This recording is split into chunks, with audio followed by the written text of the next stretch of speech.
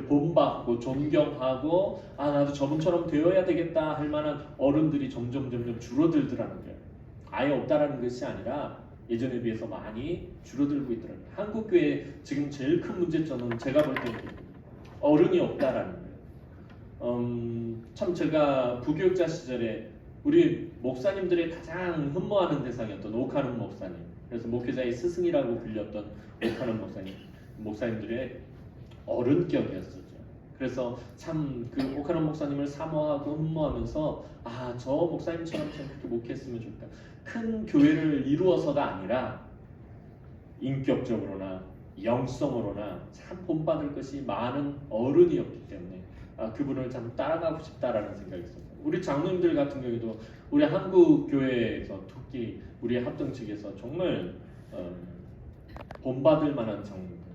여러분들 너무나 잘 아는 총회장님 이자익 목사님을 배출한 조덕삼 장로님 얘기는 여러분들이 너무나 잘 아실 테고요. 조덕삼 장로님 집에서 머슴살이 하던 이자익 목사님을 신학 공부까지 시켜가지고서는 우리가 총회장까지 시키셨던 그 뒷바라지 하셨던 장로님, 또 민족의 스승이었던 주기철 목사님을 키워내셨던 조만식 장로님 같은 분들, 정말 그런 흠모할 만한, 존경할 만한 어른들이 점점 사라져가고 있다라는 것입니다. 교회에서도 보면 어른들이 어떤 말이 젊은 세대들에게 통하지가 않고 있다는 거예요. 오늘 본문 말씀을 통해서 그럼 우리가 좋은 어른이 되기 위해서 어떻게 해야 될 것인가 오늘 말씀을 통해서 함께 나누면서 우리가 은혜를 받고 또 도전하고 결단하는 시간들이 되었으면 좋겠습니다.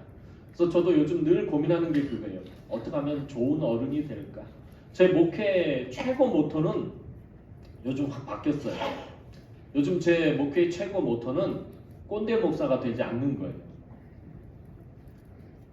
그래서 여러 사람들하고 소통하고 마지막까지 정말 좋은 어른이 되고 싶다. 좋은 목사가 되고 싶다 보다도 좋은 어른이 되고 싶다라는 그런 생각을 요즘 많이 하게 됩니다. 오늘 이스라엘이 참 힘들고 어려운 그 시대 속에서 참 믿음의 좋은 어른으로 본이 되었던 시브라와 부하의 이야기를 한번 살펴봤으면 좋겠습니다. 자, 야곱의 모든 가족이 애굽으로 이주한 이후 야곱의 가족 70명은 애굽에서 아주 기하급수적으로 증가하게 됩니다. 400년의 시간이 흐른 뒤 가족 단위가 민족 단위로 바뀔 만큼 야곱의 후손들은 아주 번성하게 되었습니다. 아브라함과 이삭과 야곱의 후손들은 하나님의 말씀대로 창대하게 되었고 큰 민족을 이루게 되었습니다. 이처럼 야곱의 가족이 짧은 시간 내에 엄청난 숫자로 크게 번성할 수 있었던 것은 하나님께서 적재적소에 필요한 사람들을 사용하시는데 대표적으로 요셉을 들 수 있겠죠. 요셉을 통해서 좋은 곳을 예비하셨습니다. 그곳이 바로 고센 땅이었습니다. 고센 땅은 애굽에서도 상당히 좋은 아주 기름지고 비옥한 땅이었습니다. 게다가 요셉이 국무총리로 있으면서 애국을 엄청난 기근의 재앙에서 건져내었다라는 것은 여러분들이 너무나도 잘 알고 있는 스토리입니다. 요셉이 그래서 그 애국을 구원해내고 그 기근의 대재앙으로부터 그런 피할 방법들을 낸 그 요셉이 속해 있었던 야곱의 가족들은 그래서 애굽에서 아주 특별한 대우를 받으면서 편안하게 살 수 있었습니다. 야곱의 가족은 고센 땅의 풍요로움과 사회적인 안정 속에서 순식간에 아주 큰 민족으로 성장하게 된 것입니다. 그런데 애굽의 왕조가 바뀌게 되었습니다. 그러면서 이스라엘 민족의 처지가 급격하게 변하게 됩니다. 요셉이 다스리던 국무총리로 다스리던 때의 애굽의 왕조는 애굽 본토인이 아니라 다른 민족에 의한 왕조였습니다. 그런데 이번에 바뀐 왕조는 애굽의 본토인들에 의한 왕조였습니다. 외세의 지배를 받다가 드디어 독립해서 본토인들이 애굽 그 본토인들이 왕조를 수립했기 때문에 새로운 애굽의 왕조는 무척 민족주의적인 성향이 강했습니다. 그러다 보니 애굽인들에게 타민족이었던 히브리인들, 즉 이스라엘 자손은 하나의 큰 골칫거리였습니다. 히브리 사람들이 애굽 땅에서 차지하는 비중과 또 영향력이 상당히 컸기 때문에 애굽의 새 왕조는 걱정을 안 할 수가 없게 되었습니다. 혹시라도 히브리인들이 다른 민족들과 동맹을 맺고 반란을 일으킨다면 애굽은 또다시 이 민족의 지배를 받아야만 하기 때문에 애굽의 새 왕조는 아주 우려의 눈으로 히브리인들을 바라보게 되었습니다. 또한 히브리인들의 인구가 엄청난 속도로 증가하는 것을 더욱 경계하게 됩니다. 고대 사회에서 이 인구의 숫자는 바로 국력을 나타내는 것입니다. 지금처럼 최첨단 무기가 군사력을 나타내는 것이 아니라 백성의 숫자가 바로 고스란히 군사력을 나타내었기 때문에 히브리인들의 빠른 인구의 증가는 애굽인들에게 있어서는 아주 위험한 요소였던 것입니다. 그래서 새 왕조의 바로는 히브리인들을 노예로 부리며 학대하고 괴롭게 하여서 민족의 힘을 아예 꺾어 놓으려고 하였습니다. 그럼에도 히브리 민족은 더욱 번창하고 번성하게 것을 보게 됩니다. 하나님께서 이 십브라와 부하의 집을 왕성케 하셨는데, 그런데 이 십브라와 부하를 통해서 또 다른 사람들이 또 그 은혜를 받아서 누리게 되는 것을 보게 됩니다. 20절 말씀 보도록 하겠습니다. 20절 말씀입니다. 시작. 하나님이 그 산파들에게 은혜를 베푸시니 그 백성은 번성하고 매우 강해지니라. 자, 누구까지 은혜를 누리게 됩니까? 그 백성들까지요. 그 하나님이 그 산파들에게 은혜를 베푸시니 그 백성은 번성하고 매우 강해지니라. 하나님께서 십브라와 부하에게 은혜를 베푸셨는데 그 은혜가 십브라와 부하에게만 머문 것이 아니라 어디까지 흘러간 것입니까? 히브리인 그 백성들에게까지 그 은혜가 흘러갔다라는 것입니다.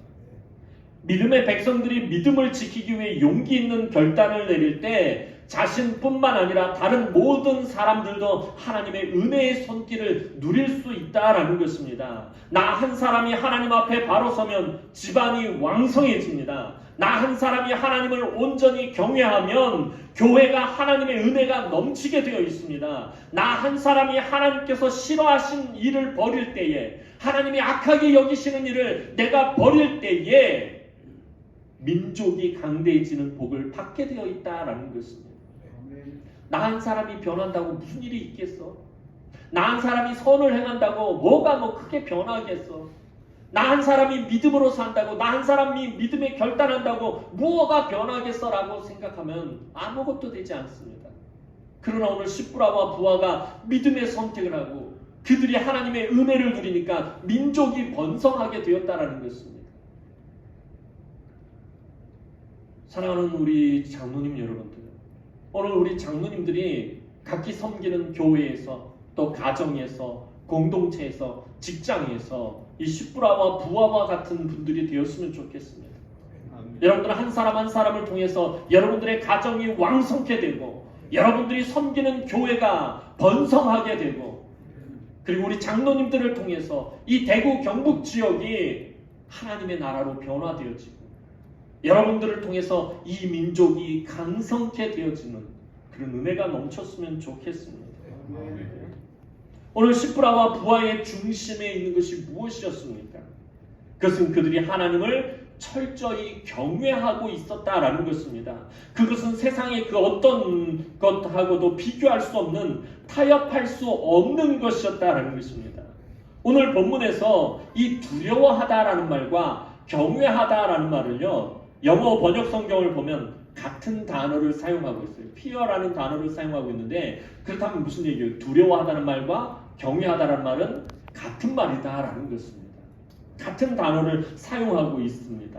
앞서서 말씀드린 것처럼 두려워하다라는 것은 하나님께서 무서운 그런 분이시다라는 말이 아니라 하나님의 정의로움과 하나님의 공의로움을 두려워해야 한다라는 것을 의미하는 것입니다. 자, 경외하다라는 말은 전심으로 하나님을 섬긴다라는 의미입니다. 두려워하다가 하나님께서 무엇을 싫어하시는가를 말한다면, 이 경외하다라는 말은 하나님께서 기뻐하시는 것이 무엇인가를 말해주는 것입니다. 즉 하나님을 온전히 섬기는 자는 하나님 앞에서 무엇이 하나님을 기쁘시게 하는 일인지 살펴야 한다라는 것입니다. 경외심은 종이 주인을 향한 마음입니다. 종이 주인을 향한 마음이 바로 경외하다라는 마음입니다. 종은 항상 어떤 마음으로 일을 해야 되는 것입니까? 성경이 말하는 착하고 충성된 종은 주인이 원하는 일과 주인이 명령된 일을 하는 종이 착하고 충성된 종입니다. 주인의 마음을 헤아려서 주인이 원하는 일을 하는 종이 착하고 충성된 종이에요. 주인이 기뻐하는 일을 하는 종이 착하고 충성된 종이다라는 거예요. 주인을 온전히 섬기는 그 종이 주인을 경외하는 것입니다. 산파들이 하나님을 두려워하고 경외하는 것은 이런 차원에서 하는 일인 것입니다. 오늘 시브라와 부하가 하나님의 뜻이라면 단호하게 결단하여 행하던 믿음의 모습이 우리들의 모습이 되어야 한다라는 것입니다. 시브라와 부하가 은혜를 누렸는데 그 민족이 번성하고 강대해진 이유가 무엇입니까? 시브라와 부하 그 뒤에 있는 다른 세대들이 시브라와 부하의 믿음을 못 받은 것입니다. 이 참 고난의 시기, 위험한 시기, 민족이 지금 사느냐 죽느냐 하는 그런 정말 절대절명의 위기 속에서 히브리 백성들이 시브라와 부하의 믿음을 본받았다라는 것입니다. 그래서 시브라와 부하가 받은 하나님의 은혜가 그 백성들에게까지 흘러가게 된 것입니다. 사랑하는 우리 장로님 여러분, 우리 한 사람만 복 받는 것 의미가 없습니다. 예수 믿는다라는 것은 제가 우리 교회 성도들에게 늘 하는 말이에요. 예수 믿는다라는 것이 도대체 뭔지 우리 사실 되게 고민해 봐야 되는 거예요. 예수 믿는다라는 것은 나를 통해서 예수의 복이 흘러가는 것을 말하는 것입니다. 어디까지 흘러가야 되는 것입니까? 우리 가정과 교회와 민족과 땅끝까지 흘러가야 된다는 것입니다. 그것을 위해서 우리 장로님들을 하나님께서 부르셨고 기름 부어서 세우셨다라는 것입니다. 여러분들이 괜히 장로가 된 것이 아니다라는 것입니다. 하나님 부르시면 반드시 목적이 있습니다. 여러분들을 장로로 세우셨을 땐 하나님 반드시 목적이 있기 때문에 세우신 것입니다. 하나님 심심해서 세우셨겠습니까? 분명한 목적이 있다라는 것입니다. 그 목적대로 쓰임받는 우리 장로님들이 되었으면 좋겠습니다. 각 교회에서 여러분들이 섬기는 그곳에서 여러분 다음 세대들이 여러분들을 바라보면서 나 참 정말 저 장로님처럼 신앙생활 했으면 좋겠다. 나 저 장로님처럼 그렇게 믿음의 사람이 되었으면 좋겠다. 나도 저 장로님처럼 좋은 장로가 되었으면 좋겠다. 나도 저 장로님처럼 정말 믿음의 어른이 되었으면 좋겠다. 나도 저 장로님처럼 존경받는 장로님이 되었으면 좋겠다. 아이에서부터 젊은 청년들에서부터 청년에 이르기까지 흠모할 만한 그런 위치에서는 우리 장로님들이 되었으면 좋겠습니다. 우리 장로님들이 그렇게 좋은 장로님, 좋은 어른이 된다면 우리 한국교회가 바뀌게 될 것이고 이 나라 이 민족이 바뀌게 될 것이고 하나님 나라가 이 땅 가운데 강하게 임하게 될 줄로 믿습니다. 아멘. 그 가운데서 정말 귀하고 능력 있게 쓰임 받으며 정말 우리 다음 세대에 좋은 귀감이 되고 모범이 되고 본이 되어지는 믿음의 좋은 어른들로 세워지는 우리 장로님들이 되어지기를 주님의 이름으로 축복합니다. 아멘. 기도드리겠습니다.